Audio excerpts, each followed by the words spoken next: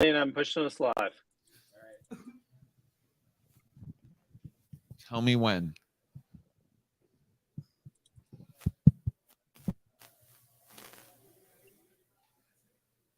Technology.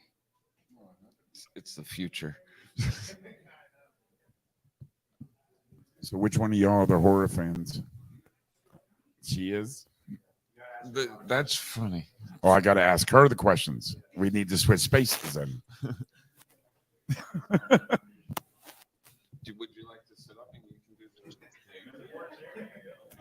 the... And panel coverage for today is brought to you by Toking with It's the gone, Dead. actually. Oh, Ben has it.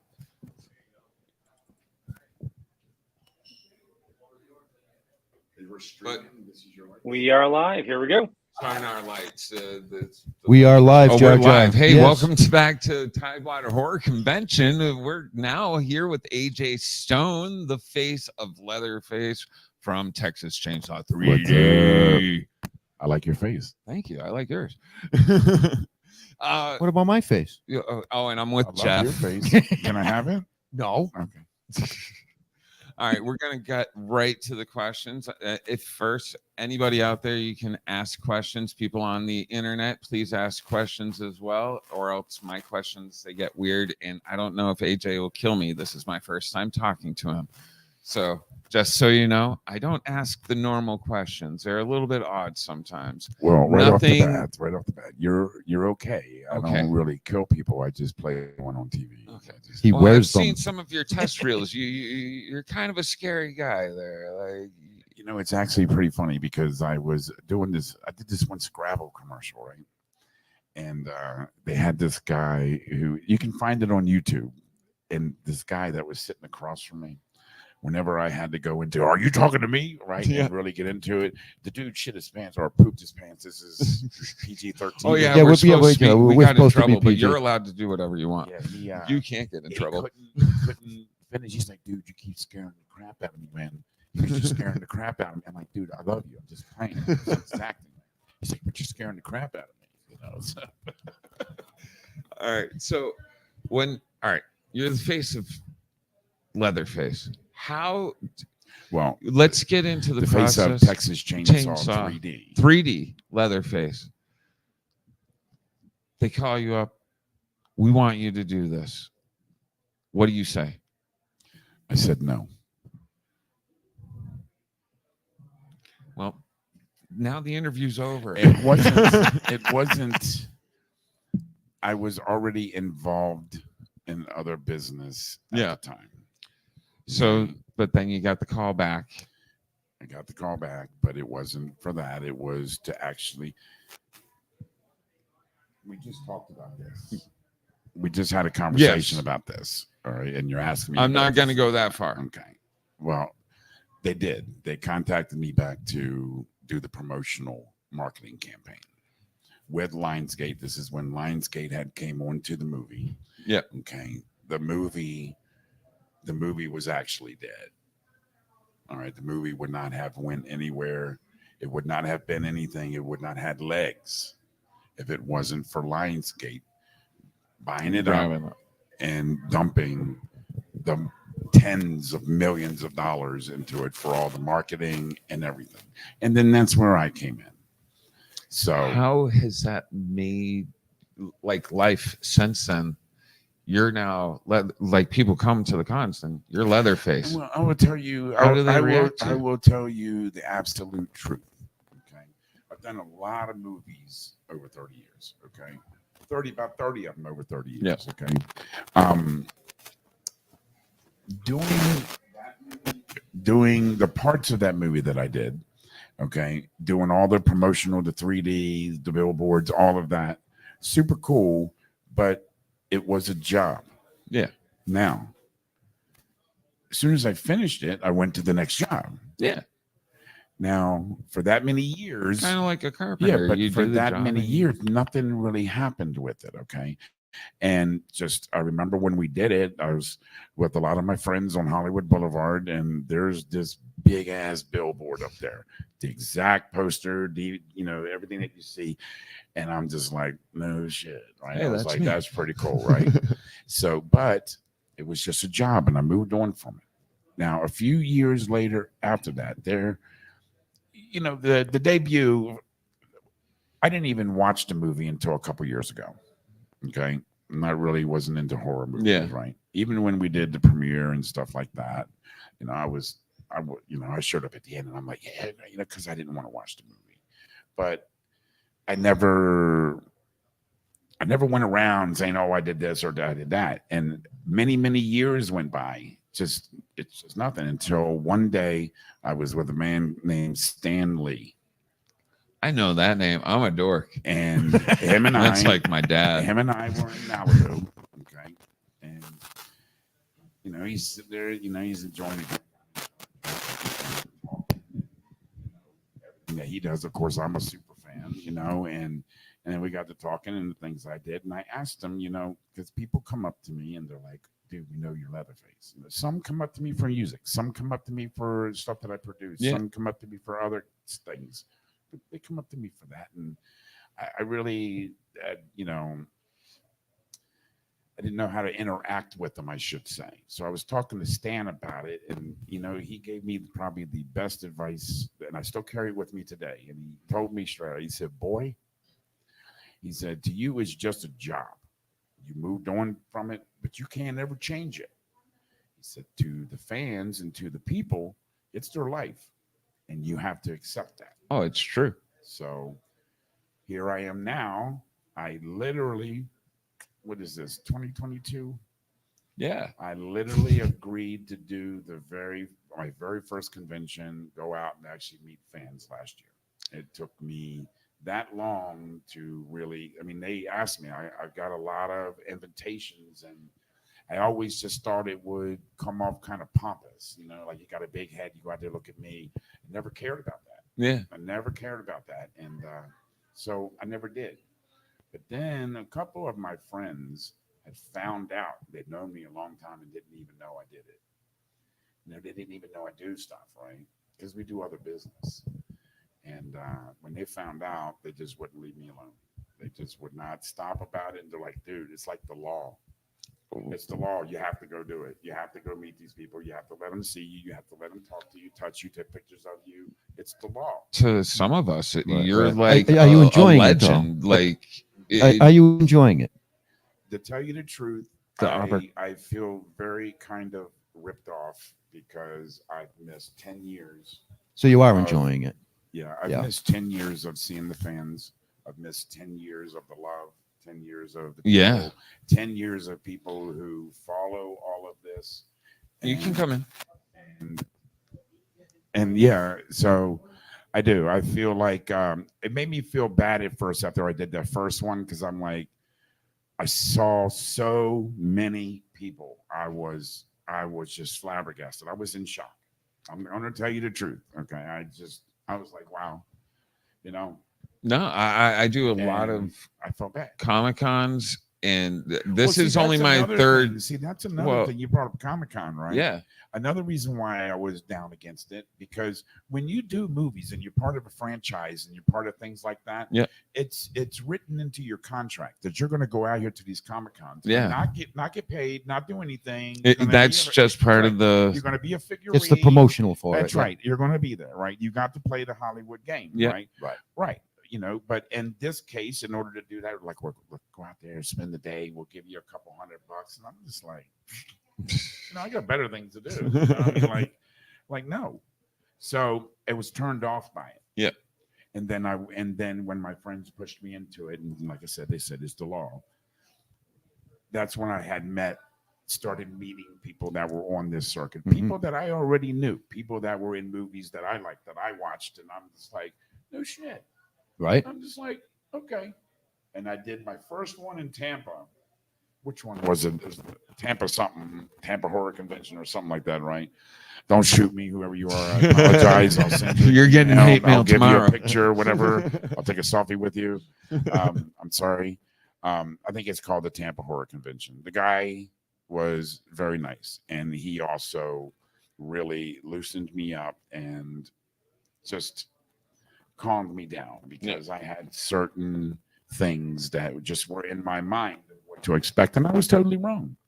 I was totally wrong, and it just. Did you? I'm sorry ask a to question? all of y'all out there that I did that. I apologize. But you're here now. I am here See? right now. I am. How many- We did have a question from the internet. Okay. that So- he catches me off guard when he does that. Sorry. Okay, Lauren Evie is asking, what's your favorite project that you've worked on so far?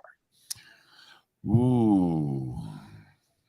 My favorite one. Oh, now is he just talking about movies or everything entertainment?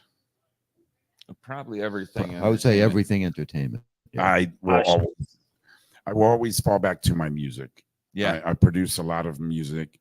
I've been associated with a few Grammy winners. One of them's still a good friend of mine. I haven't talked to him in a minute, and I think I'm going to have to call him tonight. Amani Smith. He's a Grammy-winning producer for Public Enemy, and yeah, he was one of my first encounters going up in the higher level of the Nice. music and things like that. But I would probably say music because it's mine. I zone out on it. It's Yeah. pretty good, you know. So Plus, but, it takes you places. it does. It does if I follow Literally it. and figuratively. Well, if I follow it, yeah. Yeah. But I don't create things for that reason. I do not create things for it to take me someplace. No. It just is a creative outlet to where just one day I wake up and if I hear it in my head or if I feel it, I'm going to produce it and it's going to be what it's going to be, and it will go where it goes. You How know? many of these cons have you done so far? Actually, in the year now? Well, I'm pretty strapped on doing them because whenever I'm asked what's the best advice I can give somebody in this business, the one and only thing that's the most important is one thing I'm going to tell them is you better have another freaking job. Okay. I'm always been involved in businesses. Yeah. Okay. So doing these cons are kind of straps me because of certain times of the year where I'm very, very busy. Yeah. So this one is, I think, my fourth one, my fourth or my fifth one. I have another one in San Antonio next year. Quite a few of them lined up next year already also as well. Or I'm sorry, San Antonio is next month. And then I am doing a few of them next year. What's the oddest thing somebody's brought for you to sign so far? I mean, being Leatherface, like that's It could be like almost people anything. bring in like Wow. pieces of skin. They're like, "Hey, could you sign this, please?" Well, This is my mom. man, I don't know. I've signed a lot. I don't know. Nothing really. Yeah, I guess there See, was this. horror people let me down. Comic people like pull out like fake Yeah, but legs and stuff. No, It's I've never odd. had that. I'm trying to think what's the craziest thing, and the only thing I can come up with, I did sign a bra. Oh yeah. Okay, I signed a bra, and she took it off right in front of me and asked me to sign it. I mean, And then I signed what was underneath the bra. So that was pretty wild. fantastic. Yeah, that was, and I'm not going to be explicit, but we know what that is. They told me this was PG-13. So Yep. No. Yeah. Yeah. We get it. sure. I think most people have one of those childhood horror movies that really stuck with them. Like for me, it was The Grudge. Messed me up for years. Right. Do you have one from your childhood that Oh you yeah. still remember to this day? Yeah. I almost wore the shirt today, but I'm like, how am I going to wear this shirt? At a sign in Leatherface crap. So Right. I'd have to say it's Michael Myers.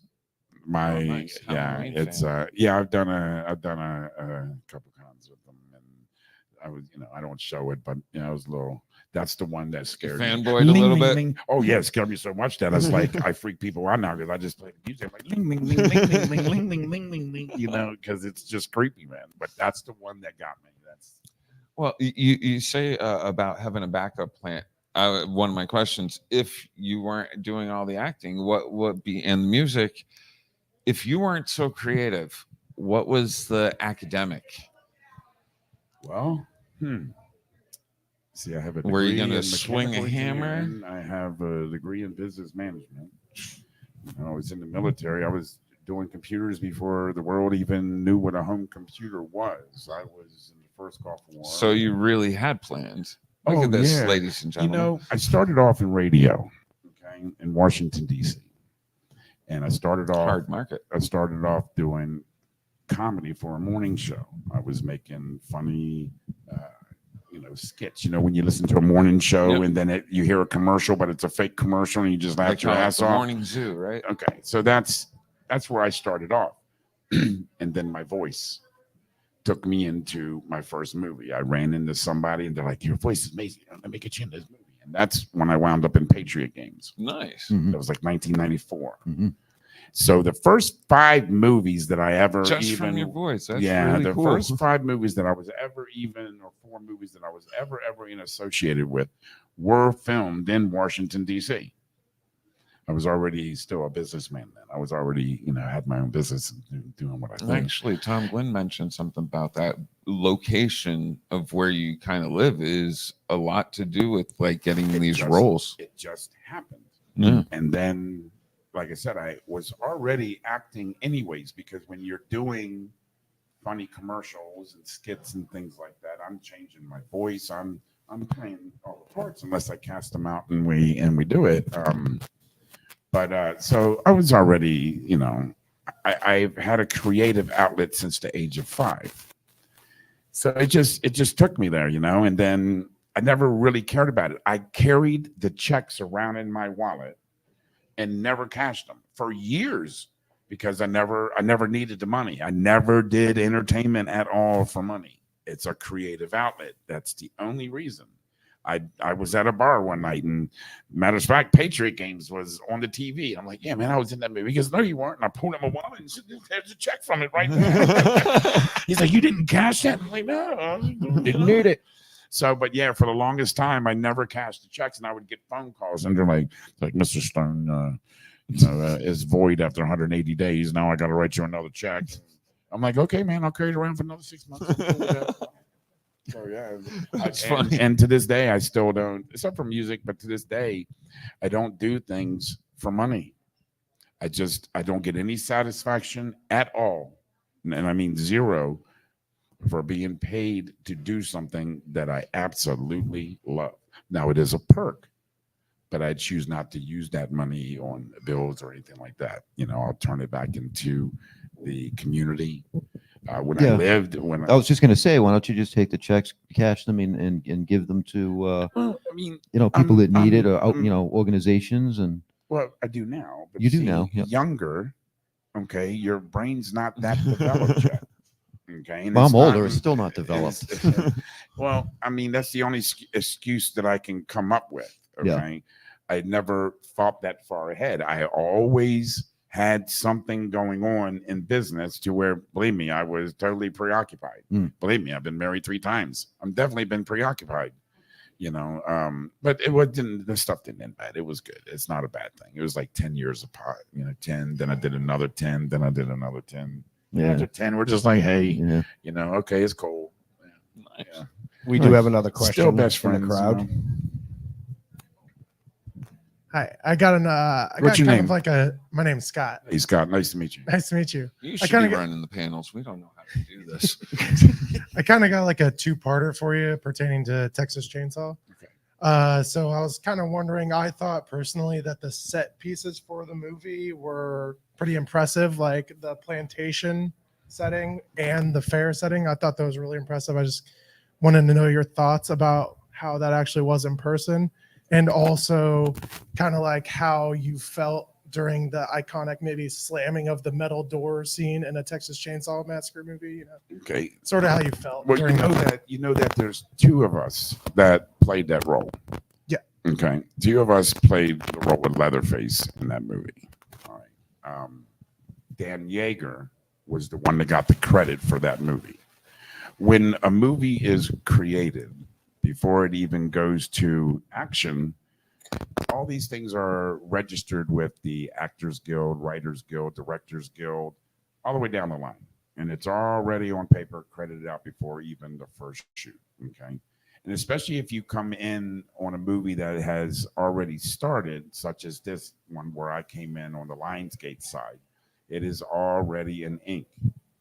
Now the set pieces. So Dan got to encounter the set a lot more than I did. Okay. My end was a lot of the promotional work, but then the movie was already almost finished. So then there was a lot of fill in. So there are some things that I did, some things that Dan did, some things that both of us did, and they just took a choice of who is going to be on the film. And you cannot tell either of us apart. I watched the movie for the first time now a couple years ago when I agreed to do a con. I'm like, well, man, I guess I gotta freaking watch this thing, you know, and I did, and I have a hard time telling it apart. So that's part one. But when it comes, well, not, I'll finish elaborate a little bit more. I can say that everyone I encountered on that, and behind the scenes is always the most important. Okay, the lighting, like you said, the sets, the detail of everything. Those people are absolutely just amazing, man. And it is cool to see. It's like, wow, when you walk up into it, or you're just looking, you're just like, man, this is just sick. You know, it's just like you can't believe that you're sitting in the middle of this, or that you're involved in this, and it's really neat, man. It's cool. Did that answer your question?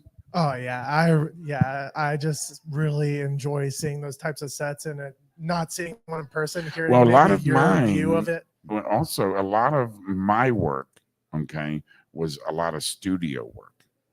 Okay. Because of the 3D and things like that, and especially on the promotional. At towards the end, it was a little bit harder on me because I was riding my bike on down Hollywood Boulevard and I got hit by a car. And the way I had fell, I had broke my hand. So if you ever look at the poster of Texas Chainsaw and you look at my left hand holding that chainsaw, you will see that my two bottom knuckles, they're broken. Nobody knows that unless I tell you. But if you look at you can Google it on your phone right now, look at the poster. And if you look at the way I'm holding that chainsaw, you're going to be able to tell that my left hand is broken. Okay. Doing that chainsaw, you think that you can swing it for a long time. I'm sorry to tell you that after 12 hours, 8 hours, 16 hours, that thing weighs 1,000,000 pounds. That gets heavy. And if you have a broken hand, and that's the hand that you're holding it with, yeah, it's a bitch, man. I can't even imagine. I just got had shattered my bone in here and 2 pins through it. I couldn't even imagine holding a chainsaw with it. That would have been crazy. It was difficult. I mean, and it was because a lot of it. Now there's a lot of action that I did in it, but when it comes to the promotional side of it, there was a lot of still. There was a lot of 3D running with it. Oh, yeah. And I mean, and this chainsaw again, if you look at the poster on it, I mean, that chainsaw was like a lumberjack chainsaw. Like I mean, like I cut you from across the room. Yeah, it wasn't no tree limber. It wasn't no little 14-inch blade. Oh Right? yeah, that thing was the real 16 deal. inches. Oh yeah, it was the real deal, man. And then I'm gonna tell you, and it got heavy, and then with my hand. Oh yeah, dude. It really, the last week, I was just like really getting pissed off because I'm standing there holding the freaking chainsaw, and they're like, and I'm like, look, guys, if I can set this down, you need to tell me I can set it down because it was hard. It was heavy. It was just hurting my hand. So being a dork myself, Leo, the voice of Leo that you hear every now and again, I'm going to ask his question. Is there anything you yourself dork out about that you collect, or maybe like you go home after a long day and you're like, I flip open some comic books, or you watch anime, or like you build boats into tiny bottles? No, nothing. Good answer. I'm sorry to be so uninteresting, but his hobby is music. Oh well, yeah. I mean, I guess, but again, that's a yeah. mood zone. Yeah. You know, I have to feel it. Is that how you got yourself through COVID? Like everybody? No, I got myself through COVID by eating Little Debbie's. Oh, nice. And were they good? And now finally, since April, I was like, I can't do this anymore. In April, I was like 90 pounds. And I was like, man, I can't do this anymore. You weren't no Little Debbie anymore. No. Nope. I changed up by You eating should have called up everything. Little Debbie and been like, "Hey, can we Lost make a 60 deal here?" I don't know. I only see Debbie on Sundays now. But now I said something's got to change, and I've lost almost 60 pounds since then, and I feel a lot better. Man, that was a bad time for everybody, wasn't it? Mm-hmm. Nothing but fat people at the beach. Right. Women of Walmart. But, hey, I mean, the thought at people of home. I Walmart. thought at home there. I'm like, oh yeah, you got stuck in COVID too. Hey, what was your favorite, Debbie? Nutty bars, yeah, Star Crunches. I like the zebra cakes. Yeah, Can't man, those are lie. good too with some milk. Yeah. Oh yeah. Oh yeah. This can I get can weird. name them people. all. I can name them all. I can name all the little Debbie line. How much time we got left there, Ben? You can take all the time you want. I'm having some fun. We're on the 5 minute. Yeah, All right. I had a question. Okay, you're allowed. Oh, I am. Yeah. Okay. You had brought up Michael Myers. Now, that in your head, one of the scariest horror Well, figures out there, or do well- you have a horror figure that? Okay. All right. This is bad to say. All right. This is very bad to say.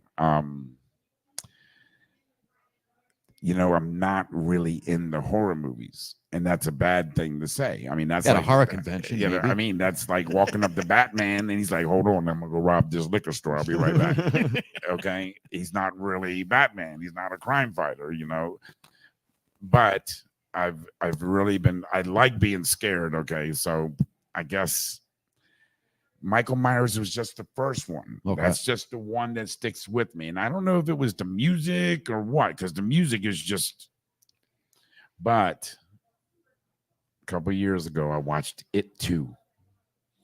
No, Pennywise. And my God. Mhm. Oh, and I watched it at 2:00 in the morning by myself, right? You're a brave man. Shoot, don't tell my dog that. My dog won't believe you. He's because I'm just like, I'm gonna tell you, it scared me. Stephen King got me, man. I was just like, especially that old lady, when the old lady got really big and all of a sudden she came through the house. That scared the crap out of me. I was just like, wow. I get this thing about like clown movies. Clowns. I don't like clowns. I never had a bad experience with a clown, but Well, I'm not going to bring mine up. So. and it's just I decided it was the movie that was hot. So I decided to watch it, and I was just like, man, it scared the shit out of me. I turned the lights on. Oh, I turned the lights on. I'm not kidding. Okay, now y'all can laugh at me if you want. Yeah, Leatherface was scared, man. Yeah, I'm gonna tell you, Stephen King, you a bad man. Any other questions out in internet land or the people here? All right, so I'm going with the Mary F. Kill. Have you ever done a Mary F. Kill? And what is that? I give you 3 options. You pick one to marry, one to have relations with, and one to kill. See, Okay. I kept it PG. Okay. Take that, Jeff. All right. All right. Here's your options: Amanda Kruger, Pamela Voorhees, and Norma Bates. Is that her name, Norma? I thought her name was Well, different. I'd have to know who the actresses are who played them. Oh, I don't know the actresses. I I gotta just look. know you at got- them. you gotta I'm go a by the visual role. guy. I can't just. Pamela Voorhees. Is I mean, like, come on. I mean, are they hot? no. Okay. Pamela's Well, the one that's definitely not hot, we're gonna kill. All right, Amanda Kruger. She's not Amanda bad. Kruger. Beatrice Bubley. Oh, and she was in which one of the Freddy Krueger? Part movies? 5. She played the nun, the mother. Yep. Ooh. The rape scene with all the crazies yeah. and the psycho. Well, I'm not gonna marry And her. I'm then not you trying got to wake Norma up and be on Bates. fire. I remember the show. I don't remember who played it in the movie. Yeah, well, we're not gonna marry that one. All right, we're not marrying. No, Okay. no, man. So I think we just gotta kill Or her. maybe Norma's still in the chair dead. So like that might be like even. He's Leatherface. Worse He just wants to kill everybody. Well, Norma, she's already dead, so we just leave. her Yeah, there. we could leave her dead. Yeah, Okay. So we don't. So we can eliminate one. So we got 2 deads. So Amanda's gone. They're all dead. Right. So now it's whether or not I'm gonna M and F the second one. Who was the second one? That's Pamela Voorhees. Pamela Voorhees. Jason's mom. Oh, that reminds me of. You ever seen that movie Kingpin? Oh yeah. Right, the landlord. That's what that reminds me Time to of. pay the rent. Does anybody know? Does anybody know that? I know Woody Harrelson. I That's don't what know that who played reminds the me of, opposite man. on that. Why can't you? Why couldn't you? Like, I'm not good with names. man, but you could have like picked 3 Oh, other I'm ones. s- Man. at I least mean, yours were come all on, like man. living or all humans. The last one was a doll. So But you but got out of could've- those. You lucked out, actually. yeah. Man, you could have said Jamie Lee Curtis from Halloween, or all right, you could have said. I mean, you could have said a lot, man. Yeah, you could have said a lot. You gave me some 3 bad choices there. That's, I mean, would have been better off with some cartoon characters. that Velma, those are a little Yeah, bit bad. Thelma, I mean, I think Betty Boop Daphne, over or Scooby Doo. okay, what are they? Velma, Daphne, and Scooby Doo. Oh well, Thelma and Daphne. That would have to be a 2-on-1. That's, Okay, both of and them are then getting Scooby's married. getting killed. I guess. Yeah, that's a threesome right there. And Scooby, he just be in charge of getting the snacks. Oh, there we go. And ladies and gentlemen, that's our. That's panel very for rude this of me. show. Please do not me too me. I'm sorry, Daphne. Daphne, I'm These only are all kidding. comedy. I'm only kidding, Daphne. What was the other girl's name? Daphne. Velma. Oh yeah, Velma. I'm only kidding. I don't mean any harm from y'all. Y'all are very cool. So thank you once again. Thank you for joining us this evening. Y'all are We're all going to very, close very this stream welcome. down. And again, The we've pleasure got is all Nancy coming on. At 8? 8. Nancy 8 o'clock, Ritter. Nancy Ritter, Ann Ritter. yep, from Girl in Scream. bathroom. From Scream. Y'all She be will here. cool. Thank you very much. The pleasure's all mine. Thank you. And we will see you Thank as the all y'all weekend goes too. on. Thank And make you. sure you Aj people get Stoan. down here. Yay! Clap, everybody.